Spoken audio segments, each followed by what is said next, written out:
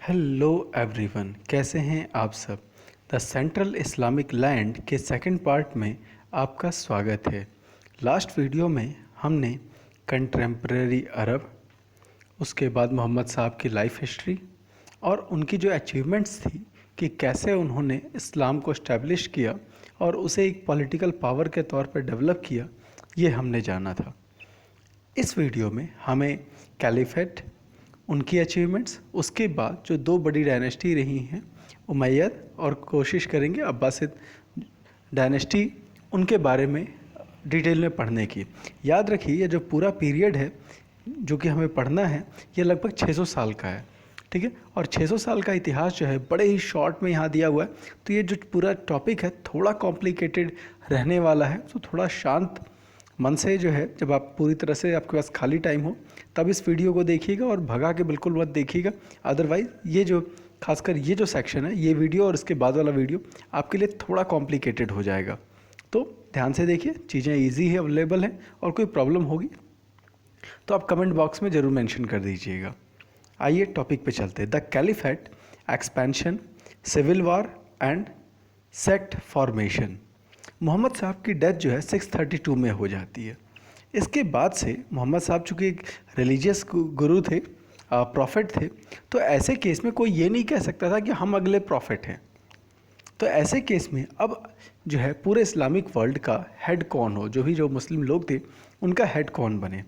तो किया क्या कि जो मुस्लिम लोग थे उस दौर के, उन्होंने एक बड़ा यूनिक सा ऑर्गेनाइजेशन बनाया, दैट इज़ कॉल्ड उम्मा, ठीक है। उम्मा क्या थी? तो ये एक इस्लामिक काउंसिल थी जो कि पूरे एडमिनिस्ट्रेशन के लिए डिसीजन लेती थी। उन्होंने क्या किया कि उम्मा ने जो है, क्योंकि मोहम्मद साहब ने कोई रूल तो बनाया नहीं था कि मेरा बेटा ही जो है अगला हेड बनेगा, तो उम्मा ने क्या किया, एक मीटिंग बनाई और ये डिसाइड किया कि जो है एक पर्टिकुलर आदमी का एक इलेक्ट करके कि जो है उन्होंने कहा कि ये बंदा अगला खलीफा बनेगा। याद रखिए जो कैलिफेट सिस्टम है ये इस्लाम का सबसे यूनिक कॉन्सेप्ट है, जो एक तरह के एक डेमोक्रेटिक प्रिंसिपल पे था। नॉर्मली राजशाही कैसे काम करती है, एक राजा है, उसके डेथ के बाद उसका बेटा बस सीधे जो है पावर गेन करता था। जबकि यहाँ क्या हो रहा है कि एक बंदा जिसकी डेथ होती है उसके बाद जो है जो उम्मा है फिर से जो है डिसाइड करती है कि अगला जो है कैलिफ कौन बनेगा, अगला जो है हेड कौन बनेगा, ठीक है। तो ये एक यूनिक सा फीचर है। प्योर डेमोक्रेसी तो नहीं कह सकते, बट फिर भी एक तरह की एक काउंसिल है जो कि जो है डिसाइड करती है कि अगला हेड कौन बनेगा। क्योंकि प्रॉफिट तो कोई बन नहीं सकता था, वो तो मोहम्मद साहब ही थे। तो उन्होंने क्या किया, कम्युनिटी का लीडर अमीर अल मोमिनीन या फिर डिप्टी, प्रॉफिट का डिप्टी जो है डिक्लेयर किया। डिप्टी के लिए ही जो वर्ड आ रहा है इस्लामिक टर्म में, अरबियन टर्म में, खलीफा, ठीक है। कैलिफ या खलीफा, अरबी, फ़ारसी, उर्दू, हिंदी, इन सब में खलीफा बोलते हैं, और इंग्लिश वालों जो है उसको कैलिफ बोलते हैं। तो इस तरह से जो उम्मा ने एक नए तरह का इंस्टीट्यूशन बनाया, दैट इज़ कैलिफ सिस्टम, ठीक है। ज़्यादा टाइम चला नहीं, बट फिर भी जो पहले 4 कैलिफ्स थे, ठीक है, 632 से 61, ठीक है, जो पहले 4 खलीफा थे, ये सब जो है इनको जो पावर और स्टेटस मिला, ये जो है बताते थे कि साहब हम प्रॉफिट के रिलेटिव हैं और जो है इस्लाम के जो बेसिक गाइडलाइंस हैं हम उसको फॉलो करेंगे, और जो है इसलिए हमें जो है पावर मिलनी चाहिए। और इनका जो पूरा एडमिनिस्ट्रेशन था वो उम्मा के सहयोग से चलता था। ये बड़ी चीज़ थी कि जो एक्चुअल पावर थी वो जो है तो ये जो सिस्टम था उसमें क्या है, caliph with the help of उम्मा ये पूरे सिस्टम पर, जो इस्लामिक वर्ल्ड था उस पर रिलीजियस वे में भी और पॉलिटिकल वे में भी जो रूल कर रही है। अब होता है क्या, मोहम्मद साहब की जैसे ही डेथ होती है तो इस्लाम के कंट्रोल में जो भी ट्राइब्स थे सब टूटना शुरू होते हैं, ठीक है। और होता क्या है, कईयों ने खुद का जो है प्रॉफिट तक डिक्लेयर कर दिया और पैरेलल उम्मा बना दी, क्योंकि सीधी सी बात है अब अगला जो खलीफा बनने वाला है, अगला लोग उसकी बात क्यों माने। तो उन्होंने क्या किया, कई सारे अलग अलग ट्राइब्स जो कि जो है जो खलीफा को एक्सेप्ट करने को तैयार नहीं थे, उन्होंने अपनी जो है खुद की ही जो है खिलाफत बना के रख दी और खुद ही जो है प्रॉफिट बनने लगे। अब उम्मा ने जिसे पहला खलीफा डिक्लेयर किया था वो थे अबू बकर साहब, ठीक है। तो अबू बकर के सामने सबसे पहला चैलेंज आया कि ये जो अलग अलग ट्राइब्स जो अलग हो रहे थे, इसने क्या किया, सबसे पहले उन सारे जो है जो विद्रोही कम्युनिटीज़ थे उन सबको दबा करके ख़त्म किया। अबू बकर पहले कैलिफ थे और इनका मेन अचीवमेंट क्या है कि जो भी विद्रोही कम्युनिटीज़ थी, इस्लाम की जो ब्रांचेस जो छोटे, उसके अंदर जो बाकी ट्राइब्स थी, उनको दबा करके ये इंश्योर कर दिया कि फाइनली जो कैलिफ होगा सबको उसी की बात माननी है, आप उनसे इस्लामिक सिस्टम से अलग नहीं हो सकते। जो सेकंड कैलिफ थे दैट इज़ उमर के टाइम से एक्सपेंशन शुरू होता है, और उन्होंने जो है ये देखा कि हमारा जो सोसाइटी है, क्योंकि वो एक डेजर्ट इलाका है, तो सिर्फ ट्रेड और टैक्स के दम पे हम जो है नहीं सर्वाइव कर सकते। हमें जो है खूब सारा पैसा चाहिए अगर हमको इस्लामिक सोसाइटी को मजबूत बनाना है। तो उन्होंने क्या किया, इमीडिएट जो है आसपास के जो एम्पायर्स थे, जिसमें 2 एम्पायर्स मेन थे, ईरान में सासानियन और आइए एक बार मैप पे देख लेते हैं। ईरान में जो सासानियन है और जो वेस्टर्न साइड है वहाँ पर जो है बाइजेंटाइन एम्पायर, ठीक है। ये आपका जो है ईरान का सासानियन इलाका, और ये जो पूरा हिस्सा था ये बाइजेंटाइन लोगों के कब्जे में था, ठीक है। बाइजेंटाइन एम्पायर, 2 एम्पायर, यहाँ पर रोम का बाइजेंटाइन हो गया, ठीक है, और यहाँ पर पर्सिया में जो है ये ईरान का सासानियन एम्पायर। तो इसने जो है इन दोनों ही एम्पायर पर अटैक करना शुरू किया, और अटैक करके काफ़ी सारा सोना चांदी जो है, काफ़ी पैसे और एरिया जो है इन्होंने कब्जा करना शुरू किया। कौन थे, तो ये सेकंड कैलिफ उमर थे, ठीक है। उमर के टाइम से एक्सपेंशन बहुत तेज़ी से शुरू होता है। अब ये भी एक आश्चर्य की बात है कि ये वो पीरियड था जब बाइजेंटाइन एम्पायर और सासानियन एम्पायर 2 बहुत बड़े साम्राज्य थे। बाइजेंटाइन भी कई सौ साल पुराना राज्य था, जो आप रोमन हिस्ट्री में पढ़ चुके हो, और सासानियन भी काफ़ी पुराना एम्पायर था। अगेन ये दोनों भी 2 अलग अलग रिलीजन को फॉलो करते थे।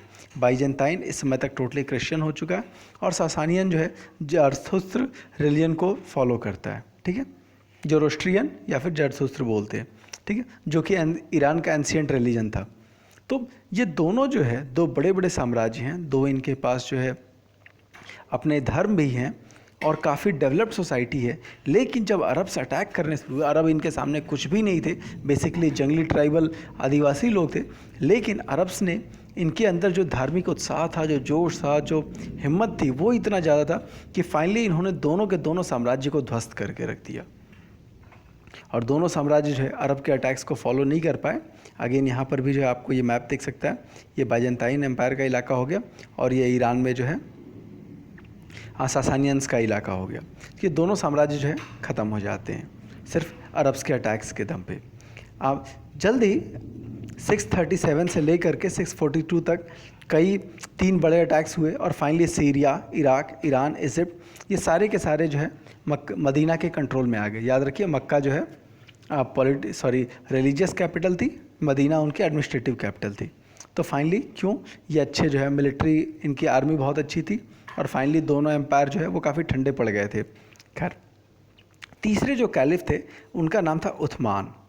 उन्होंने जो है अब सेंट्रल एशिया की ओर ध्यान देना शुरू किया, मतलब नॉर्दर्न साइड में, ठीक है, अरब से ऊपर की ओर, जहाँ पर वो ईरान के या इंडिया के बॉर्डर की ओर आते हैं, चाइना की ओर थोड़ा सा ऊपर की ओर वो बढ़ना शुरू करते हैं। और होता क्या है, within a decade of death of Mohammad Sahab की डेथ के 10 साल के भीतर जो है नील नदी इजिप्ट में और ऑक्सस जो है मिडिल एशिया में, वहाँ तक जो है ये पूरा का पूरा इलाका जो है इस्लाम के प्रभाव में आ जाता है। तो ये बहुत बड़ा अचीवमेंट था कि एक ट्राइबल कम्युनिटी के लिए कि वो इतनी तेज़ी से ग्रोथ करते हैं। खैर, जो कैलिफ्स थे उन्होंने जो है जैसे जैसे इनके बारे एरिया बड़े होते गए, तो वैसे वैसे उन्होंने जो है पूरा एडमिनिस्ट्रेटिव स्ट्रक्चर से डेवलप करना शुरू किया। उन्होंने गवर्नर्स अपॉइंट किए, जो भी जो है मेन शहर थे वहाँ पर गवर्नर्स बनाए, अमीर, और जहाँ कहीं भी ट्राइबल जोन थे वहाँ पर अशरफ बनाए। जो उनका शाही खजाना था बैतुल माल, उसमें जो है कई तरह के इनकम के सोर्सेज थे। पहली चीज़, जो मुस्लिम लोग हैं वो टैक्स दे रहे हैं, ठीक है। सेकंड थिंग, अब वो जो है लूटपाट से पैसे कमाते थे। और तीसरा क्या होता था, जो नॉन मुस्लिम लोग हैं उन पर जो है एक और तरह का टैक्स लगाया गया था, दैट इज़ कॉल्ड जिजिया, ठीक है। जजिया जो है नॉर्मली उनको खराज, नॉर्मल टैक्स भी देना था। एडिशनली उनको ये कहा गया क्योंकि आप जो है नॉन मुस्लिम हो और मुस्लिम राज्य में रह रहे हो, तो ऐसे केस में आपको जो है यहाँ पर हम आपको संरक्षण दें, इसके लिए आपको एक और एडिशनल टैक्स देना पड़ेगा, ठीक है। तो इस तरह से इनके सोर्स ऑफ इनकम 3 हो गए। पहली चीज़ नॉर्मल रेवेन्यू, ठीक है, जो कि आपको जो है बिजनेस और खेती से टैक्स होना था। सेकंड थिंग, जो ये लूट पाट कर रहे थे उससे पैसे आ रहे थे। तीसरा जो है जो नॉन मुस्लिम से उनको एक एडिशनल टैक्स देना था, दैट इज कॉल्ड जजिया।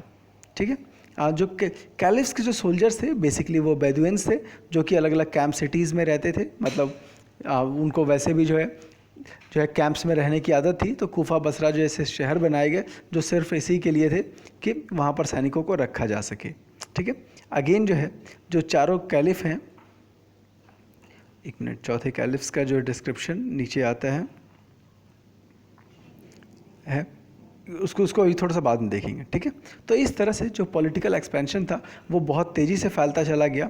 अब जब बहुत तेज़ी से फैला उसके साथ कुछ प्रॉब्लम्स भी हैं। जैसे जो कैलिफ्स थे वो अपने पावर को काफ़ी हद तक सेंट्रलाइज करना शुरू किए। उनको लगने लगा कि हमको हर बात के लिए उम्मा से परमिशन क्यों लेनी है, हर काम हमको अपनी मनमर्जी से करना चाहिए। चूँकि उम्मा के लोग जो है वो अब क्या है कैलिफ पर अपना कंट्रोल रखना चाहते हैं, और जो कैलिफ्स हैं उनके हाथ में काफ़ी बड़ी फ़ौजें होने लगी हैं, तो काफ़ी जो है वो एरिया पे रूल कर रहे हैं, तो वो उम्मा की बात नहीं सुनना चाहते। तो अब क्या है कि जो कैलिफ्स हैं उनके खिलाफ विद्रोह शुरू होता है। तीसरे जो कैलिफ थे दैट इज़ उस्मान, उन्होंने क्या किया, जो पूरे एडमिनिस्ट्रेशन में अपने कुरैश कबीले, जैसे मक्का का जो सबसे फेमस कबीला था कुरैश, और मोहम्मद साहब भी इसी कबीले से थे। तो उस्मान ने क्या किया, जो भी वो मेजर पोस्ट थी वो सारे के सारे जो है कुरैश लोगों को भर दिया। इस बात से बाकी लोग जो है नाराज़ होते हैं। उनका कहना ये है कि आखिर जो इस्लामिक एम्पायर में सभी पार्टिसिपेट करते हैं तो पोस्ट हम लोग को भी मिलनी चाहिए, सिर्फ जो है कुरैश लोगों को ही नहीं मिलना चाहिए। इससे क्या हुआ कि उस्मान का विरोध बढ़ने लगा, और फाइनली क्या होता है कि उस्मान को मार डाला जाता है। ठीक है, उस्मान की मौत होती है और अगला कैलिफ बनता है अली।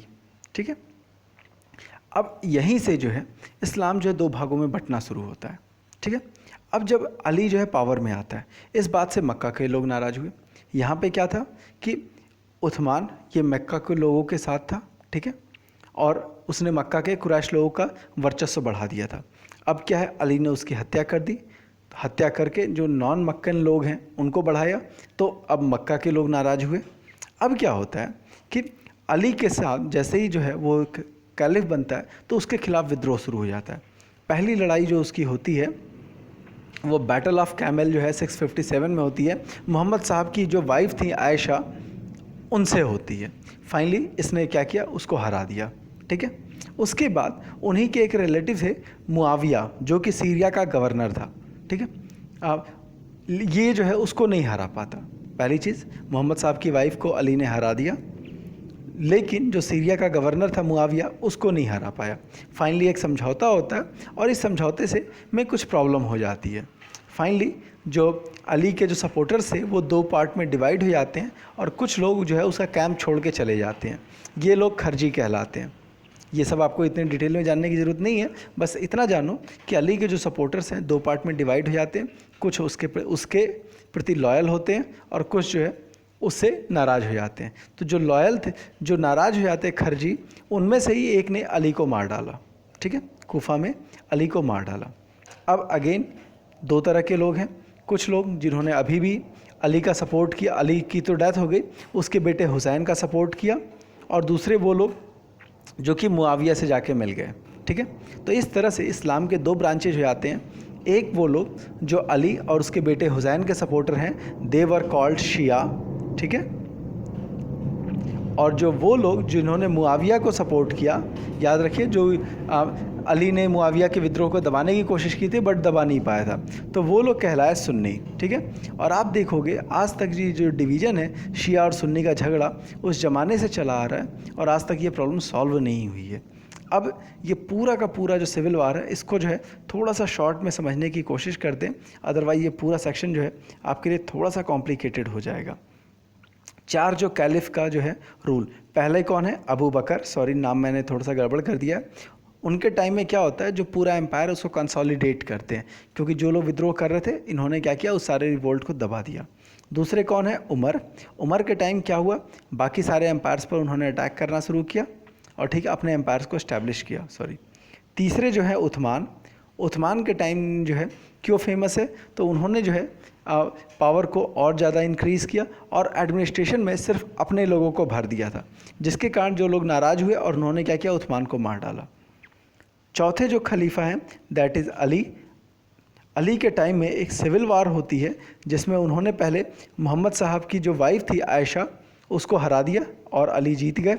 उसके बाद ऐसे ही एक रिलेटिव थे मुआविया, उसने भी विद्रोह किया और ये उसको हरा नहीं पाए। ठीक है, अगेन अली की भी हत्या हो जाती है। ठीक है, और जो लोग अली और उसके बेटे के साथ सपोर्ट किए, ठीक है, उसके फेवर में थे, वो शिया कहलाए, और जो लोग नए खलीफा मुआविया को सपोर्ट किए वो जो है सुन्नी कहलाए। ठीक है, यहाँ तक कहानी क्लियर है। मन करे तो आप इस पेज का स्क्रीनशॉट ले लेना। मुआविया के टाइम से जो अब डायनेस्टी सिस्टम शुरू होता है, इसके पहले क्या था, उम्मा जो है किसी को भी चुन लेती थी। ठीक है, और वही बंदा खलीफा होता था, ज़रूरी नहीं है कि वो एक फैमिली का मेंबर हो। मुआविया के टाइम से साफ साफ फैमिली सक्सेशन जो है शुरू होता है, जैसे कि राजा का बेटा राजा, राजा का बेटा राजा, ये सिस्टम शुरू होता है।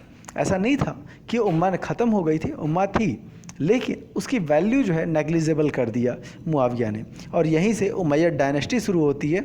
और एक और चीज़ थी यहाँ पे, मुआविया ने एक काम और किया था। मुआविया ने क्या किया, उसने जो है ये देखा कि अरब लोग जो है यूनाइट हो नहीं पा रहे, तो उसने जो है बाकी लोगों की हेल्प लेनी शुरू की। ठीक है, तो यहाँ तक जो है 4 कैलिफ की कहानी ख़त्म होती है। The Umayyads and centralisation of polity. Umayyads ने क्या किया, तो पहले उमैयद जो है कैलिफ कौन थे, तो दैट इज़ मुआविया। तो मुआविया ने पहला काम क्या किया, अपनी कैपिटल को मक्का मदीना से उठा करके दमस्कस लेके गया। अब दमस्कस कहाँ है, आइए मैप पे देखते हैं। तो ये जो है आप सीरिया में जो है, यहाँ पर आप जो है दमस्कस को देख सकते हैं। क्यों, क्योंकि उसको पता था अगर मक्का मदीना के आसपास रहेंगे तो ये अरब लोग जो हमको चैन से जीने नहीं देंगे। ठीक है, तो उसने पहला काम किया, कैपिटल को उठा के ले गया कि अगर कोई विद्रोह होगा तो हम उसको ईजिली मैनेज कर लेंगे। इसके बाद उसने पूरा कोर्ट सिस्टम जो है इम्प्लीमेंट करना शुरू किया। उसने कि देखा था कि किस तरह से जो है बाइजेंटाइन एम्पायर या सासानियन एम्पायर जो है किस तरह से पूरा कोर्ट सिस्टम चलाते हैं, तो उसने खुद को टोटली एक राजा की तरह बिहेवियर करना शुरू किया, और जब सारे कोर्ट के जो भी ट्रेडिशन थे सबको जो है फोर्सफुली इम्प्लीमेंट कराया। उसने ये भी इंश्योर किया कि हेरेडिटरी सक्सेशन हो, मेरे बाद मेरे बेटे को ही जो है उम्मा सेलेक्ट करे और जो है दूसरे किसी को जो है कैलिफ ना बनाए। तो ये इनका एक बड़ा अचीवमेंट था। और फाइनली जो मुस्लिम लोग थे उन्होंने जो है उसके बेटे को एक्सेप्ट कर लिया, जो भी विरोध किया सबको उसने मरवा दिया। तो ये पहली चीज़ थी जब इस्लाम में अब जो है एक डायनेस्टिक सक्सेशन शुरू होता है। तो फाइनली उसके बाद के लोगों ने भी ये फार्मूला फॉलो किया, और फाइनली इसका असर ये हुआ, जो उमैयद जो है वो 90 साल तक रूल किए, और उसके बाद जो अब्बासिद आए, दूसरी फैमिली आती है जो 200 साल तक रूल करती है। उमैयद जो है टोटली तौर पे राजशाही सिस्टम चला रहे हैं। इस्लाम जो है वो एक इक्वालिटी इसकी बात करता है, तो इन्होंने उस चीज़ को इग्नोर किया। इसने एक चीज़ और ध्यान में रखा कि जो है ज़रूरी नहीं है कि हम जो है सिर्फ इस्लाम की ही बात करें। उसने कहा कि जहाँ से जो भी अच्छा हो उसको वो अपने कंट्रोल में लिया। जैसे उसने ये देखा सीरियन ट्रुप्स जो हैं, सीरिया के जो सैनिक हैं वो उनके प्रति ज़्यादा लॉयल थे, तो इसने क्या किया, इमीडिएट सीरियन ट्रुप्स को जो है ज़्यादा वेटेज देना शुरू किया। इसी तरह से एडमिनिस्ट्रेशन में उसने क्रिश्चियन एडवाइज़र रखे, ठीक है, और जोरोस्ट्रियन स्क्राइबर्स और ब्यूरोक्रेट्स रखे। तो ये भी बड़ा यूनिक सा है कि उसका जो एम्पायर है उमैयद्स का, ये बड़ा कंपोजिट कल्चर का है। उसने सिर्फ इस्लाम पे फोकस नहीं किया कि साहब जो मुस्लिम होगा वही हमारे राज्य में आएगा। उसने क्या किया, सभी जहाँ से जो भी बेस्ट लोग थे वो ले करके आया, ताकि जो है उसका एम्पायर ज़्यादा मजबूत हो, ज़्यादा वैलिड हो। हालांकि हमेशा इस्लाम की बात वो करते रहे, और जहाँ कहीं भी विद्रोह होता था तो वो कहते थे कि साहब ये लोग जो है इस्लाम के ख़िलाफ़ जो है लड़ाई लड़ रहे हैं, तो हमें जो है इसको दबाना है। तो नाम, ये एक बड़ी सोची समझी रणनीति थी कि नाम वो हर बार इस्लाम का ही ले रहे हैं कि साहब हमको इस्लाम की रक्षा करनी है, हमारा राज्य इस्लामिक है, पर उन्होंने नॉन इस्लामिक लोगों को ज्वाइन करने में कोई जो है कोताही नहीं बरती। इसी टाइम एक बड़े राजा होते हैं उमैयद्स में, अब्द अल मलिक, ठीक है। अब्द अल मलिक के टाइम में वो एक ग्रेट किंग थे, और उन्होंने जो है अरब और इस्लामिक आइडेंटिटी को बहुत ज़्यादा फोकस किया। कहा कि नहीं साहब हम अरब भी हैं, इस्लामिक भी हैं, बहुत इंपॉर्टेंट है। लेकिन उसने कई और मेजर रिफॉर्म्स किए। उसने जो है अरबिक लैंग्वेज को जो है एडमिनिस्ट्रेशन की लैंग्वेज बनाया। एडिशनली उसने जो है जो क्वाइंस में काफ़ी सारे रिफॉर्म्स किए। उसने जो है सोने के सिक्के चलाए और जो है पहले जो है उसके जो इस्लामिक एम्पायर था वहाँ बाइजेंटाइन और ईरानियन जो कॉइन्स थे वही सब चल रहे थे। याद रखिए, बाइजेंटाइंस की जो कॉइन्स थी दैट इज़ कॉल्ड दिनारियस, और ईरानियन जो कॉइन्स थे द्राचम। ठीक है, और जिस पर जो है सोने जो है जो सिंबल्स होते थे वो उस पर, जैसे जो बाइजेंटाइन का है उस पर, जो ईरानियन है उस पर फायर अल्टर्स, और जो है जो बाइजेंटाइन वाले थे उस पर कुछ ग्रीक गॉड्स के जो है नाम वाम होते थे। तो स्टार्टिंग दौर में इन्होंने क्या किया, उन्हीं के कॉइन्स को रिप्रिंट कराया। इसी कारण अब्द अल मलिक के जो स्टार्टिंग सिक्के हैं उस पर जो है फायर अल्टर्स, ग्रीक गॉड्स, ये सब चीज़ों के फ़ोटो दिखते हैं। इवन कि अब्द अल मलिक ने अपनी तस्वीरें भी छपवाई। बट बाद में क्या होता है, अब्द अल मलिक ने क्या किया कि प्योर अरेबिक टाइप के सिक्के बनाए, क्योंकि इस्लाम जो है किसी भी पिक्चर बनाने से मना करता है। इस्लाम जो साफ साफ मना करता है कि किसी की भी पिक्चर नहीं बननी चाहिए। इसीलिए आप जो सिक्के देखोगे, आप स्टार्टिंग दौर में ये पहला सिक्का दिख रहा है बाइजेंटाइन का गोल्ड कॉइन है, जिसमें बाइजेंटाइन साम्राज्य के राजाओं का पिक्चर है। ये जो है ये जो सिक्का दिख रहा है अब्द अल मलिक का स्टार्टिंग कॉइन है, जिसमें उसकी खुद की स्टैचू दिख रही है। और फाइनली ये प्योर अरेबिक कॉइन है, जिसमें सिर्फ अरेबिक में अल्लाह का नाम लिखा हुआ है, बाकी सारी चीज़ें हटा दी गई हैं। तो ये उसका जो है सबसे बड़ा रिफॉर्म था, जब उसने जो है अपने नए कॉइन्स उसने लॉन्च किए। ठीक है, इस तरह से अब हम आगे चलते हैं। यहाँ पर जो एक डोम ऑफ रॉक है, बहुत फेमस है, आप जो है मॉस्क है, जो कि जो है अब्द अल मलिक के टाइम ही जो है बना था, और इस्लामिक आर्किटेक्चर का ये एक बहुत बेहतरीन एग्जाम्पल कहा जाता है। द अब्बासिद रेवोल्यूशन, एक बार फिर से जो है इनके अचीवमेंट्स को एक बार देखने की कोशिश करते हैं, क्या कुछ था। अब्बासिद रेवोल्यूशन पे तो अभी आएंगे, सॉरी, हाँ अब्बासिद रेवोल्यूशन पे आते हैं, सॉरी।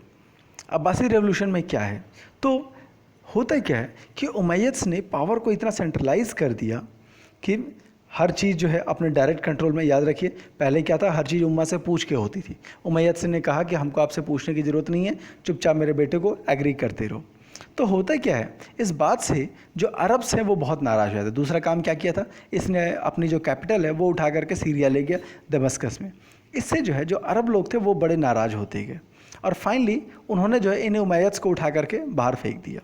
क्या होता है, 750 में एक नया जो है डायनेस्टी स्टार्ट होती है, अब्बासिद। कैसे ये बनते हैं और क्यों जो है ये रिवोल्ट हुआ, इस पर हम आते। था क्या कि जो विद्रोह है वो जो है खुरासान में शुरू होता है। खुरासान अभी देखेंगे, चलो देख ही लेते हैं खुरासान कहाँ पे है। तो खुरासान जो है बेसिकली ये इलाका, ये जस्ट ईरान के जो है ठीक ऊपर। ठीक है, तो खुरासान से विद्रोह शुरू होता है। सवाल ये है कि जो है उमैयद्स के खिलाफ नाराज़गी क्या थी जिसके कारण ये जो है विद्रोह होता है।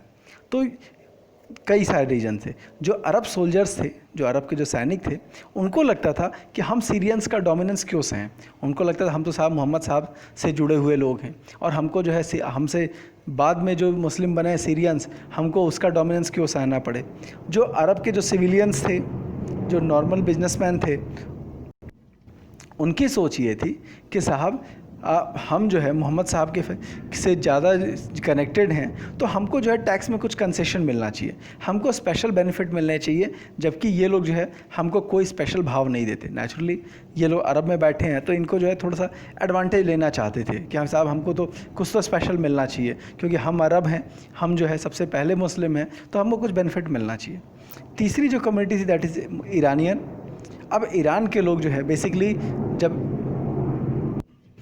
जब सासानियन एम्पायर जो है ध्वस्त हो गया, तो ईरान जो है ये मुस्लिम एम्पायर में आ गया। बट ईरान के लोगों में एक सोच थी कि साहब हमारी सिविलाइजेशन तो कई हज़ार साल पुरानी है। याद रखिए मेसोपोटामियन सिविलाइजेशन भी रही है, उसके बाद सासानियन एम्पायर का भी अपना बड़ा शानदार इतिहास रहा है। दूसरी ओर वो ये देखते थे कि यार ये अरब तो यार मुश्किल से 50 साल पहले तो ये जो बैठ करके ऊँट चराया करते थे, इनकी तो कोई वजूद ही नहीं थी। और दूसरी ओर अब क्या हो रहा है, जो अरब्स लोग हैं वो इन पर डोमिनेट कर रहे हैं। तो इसी कारण जो ईरानियन लोग थे वो बड़े नाराज़ होते हैं। उनको लगता है कि नहीं यार, इनको उठा के बाहर फेंको और यहाँ पर हमारा एम्पायर होना चाहिए। ठीक है, फाइनली आप एक बात जो है एनवायरनमेंट में फैलाई गई। ये कहा गया कि साहब उमैयद लोगों की तानाशाही बहुत बढ़ गई है, तो ऐसे केस में प्रॉफिट के फैमिली का कोई एक मसीहा आएगा और वो जो है उमैयद की तानाशाही से उनको आज़ाद कराएगा। ठीक है, एनवायरनमेंट में एक कहानी फैलाई गई कि साहब उमैयद लोग बहुत तानाशाह हो गए, ये किसी की बात नहीं सुनते, सैनिकों पर जो सीरियाओं का वर्चस्व डाल दिया है, जो अरब के आसपास का इलाका है वहाँ के लोगों को कोई बेनिफिट नहीं दे रहे, ईरान को वो इग्नोर कर रहे हैं, तो ये सब चीज़ें गलत है। तो इन सब चीज़ों से बचाने के लिए जो है मोहम्मद साहब के ख़ानदान से कोई एक बंदा आएगा और वो लोग जो है इस सारी प्रॉब्लम से बाहर निकालेगा। ठीक है, अब आता है अब्बासिद थे कौन। तो अब्बासिद जो है ये बेसिकली प्रॉफिट के चाचा अब्बास के डिसेंडर थे। ठीक है, तो विद्रोह इनको खुद ही करना था, इसका एक बहाना बनाया कि साहब जो है ये जो मोहम्मद साहब के फैमिली का कोई बंदा जो है वो इन जो है उमैयद से हमें बचाएगा। अब होता क्या, जो रेवोल्यूशन था किसने किया, तो ईरान का एक स्लेव था अबू मुस्लिम, उसने क्या किया, उमैयद के जो आखिरी खलीफा थे मारवान, उसको जो है एक युद्ध में हराता है और उसके बाद से यहीं से जो है अब्बासिद रूल शुरू होता है। ठीक है, अब्बासिद रूल शुरू होता है। इसके पहले उमैयद थे, 90 साल राज किया, और यहाँ से अब्बासियों का रूल शुरू होता है। और जैसे ही अब्बासियों का रूल शुरू होता है ईरान का प्रभाव बहुत तेज़ी से बढ़ता है और इन्होंने कैपिटल को वापस बगदाद लेकर के आए। अगेन फिर से देखने की कोशिश करते हैं शॉर्ट में क्या क्या जो है मेन फैक्टर्स थे। तो अब्बासी रेवोल्यूशन क्यों हुआ, तो जो अब्बासी लोग थे वो ये कहते थे कि साहब जो उमैयद लोग हैं ये लोग इस्लाम को ठीक से फॉलो नहीं कर रहे, तो अगर हमारी पावर आएगी तो हम एक्चुअल इस्लाम फॉलो करेंगे। क्यों ऐसा दावा था, क्योंकि उनके एम्पायर में सीरियन लोग भरे पड़े हैं, क्रिश्चियन लोग भरे पड़े हैं, जरथुस्त्र लोग भरे पड़े हैं, तो इनका कहना था कि वो लोग एक्चुअल इस्लाम फॉलो नहीं कर रहे, इसलिए उनको हटाना ज़रूरी है। सोल्जर्स क्यों नाराज़ थे, क्योंकि वो नहीं चाहते थे सीरियन डोमिनेंस हो। सिविल अरब क्यों नाराज़ थे, क्योंकि वो चाहते थे कि साहब हम क्योंकि अरब हैं तो हमको जो है स्पेशल बेनिफिट्स मिलने चाहिए। ठीक है, ईरानियन क्यों नाराज़ थे, क्योंकि उनको जो है जो अरब का डोमिनेंस पसंद नहीं था। फाइनली विद्रोह किसने किया, अबू मुस्लिम ने। अच्छा, ये भी इस्लाम की एक बड़ी शानदार चीज़ है कि जो इस्लाम है वो ये नहीं कहता कि आप एलिट फैमिली में पैदा होगे तभी आप राजा बनोगे, वो हर किसी को राजा बनने का मौका देता है। तो फाइनली एक स्लेव ही था अबू मुस्लिम, और इस्लाम के इतिहास में ऐसे बहुत सारे लोग मिलते हैं जब स्लेव से शुरुआत करके लोग राजा बने। इवन कि इंडिया के भी जो है स्टार्टिंग 3 मुस्लिम शासक जो है कुतुबुद्दीन ऐबक, इल्तुतमिश और बलबन, तीनों के तीनों स्लेव थे, लेकिन वो जो है राजा बने। दुनिया का कोई धर्म जो है इतनी शानदार मिसाल नहीं देता कि एक स्लेव को भी जो है राजा बनने का मौका मिला हो। ठीक है, तो फाइनली जो अब्बासिद डायनेस्टी बनती है, ये गड़बड़ मैंने कर दिया, उमैयद लिख दिया, ये अब्बासिद है। ठीक है, अब्बासिद डायनेस्टी जब बनती है ये अब्बासिद है। ठीक है, सिद्ध। ठीक है, ये सब जो है स्क्रीनशॉट ले लेना, आपको जो है काम आएगा। जैसे ही अब्बासिद डायनेस्टी बनती है तो ये कैपिटल को वापस दमिश्क से बगदाद लेकर के आते हैं, और फिर जो है शिया और ईरानियन जो प्रभाव है ये बढ़ जाता है। या ठीक है, अब जो है वापस अपने टॉपिक पे आते हैं। इसके बाद उन्होंने जो है एक नया शहर बसाया बगदाद, जो कि पुराने जो है टेसीफोन शहर के पास था। ठीक है, इसके बाद जो है इन्होंने अपने बाकी सारी चीज़ों को ऑलमोस्ट लगभग सेम ही रहने दिया। इन्होंने फिर से पावर को सेंट्रलाइज ही किया, और जो है जो भी इम्पीरियल हैबिट्स थे कि मतलब बड़े बड़े राजशाही, बड़े बड़े चीज़ें, शो ऑफ, ये सारी चीज़ों को उन्होंने एज इट इज़ कंटिन्यू किया। यहाँ पर अगेन एक शानदार सा पिक्चर है, याद रखिए 1 नंबर वाले क्वेश्चन अब बनने लगे हैं।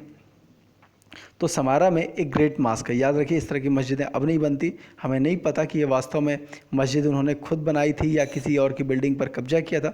इस्लामिक हिस्ट्री में ऐसे बहुत सारे एग्जांपल्स हैं जब दूसरों की इमारतों पर कब्जा करके उन्होंने जो है अपने जो है मस्जिदों का नाम दिया। अभी जस्ट जो है हागिया सोफिया टर्की की जो एक फेमस मस्जिद रही है, उसके पहले वो चर्च थी, उस पर कब्जा करके मस्जिद बनाया गया, फिर बाद में उसको एक म्यूज़ियम बनाया गया था, और आजकल फिर जो है इसे एक जो है मस्जिद बना दिया गया। तो इस तरह के इंसिडेंट रहे हैं। तो ये ग्रेट मास्क समारा की जो महान मस्जिद रही है, अल मुताक वकील, ये जो है 850 में बनी थी। ठीक है, इस तरह के पिक्चर्स अगर आते हैं एग्ज़ाम में तो आप जो है इसको लिख लेंगे। तो इस वीडियो को आज यहीं समाप्त करते हैं। बाकी अगर कोई क्वेश्चन रहा हो तो कमेंट बॉक्स में ज़रूर मेंशन कीजिएगा। वीडियो पसंद आया होगा तो लाइक, सब्सक्राइब और शेयर ज़रूर कीजिएगा। धन्यवाद, आपका दिन शुभ हो।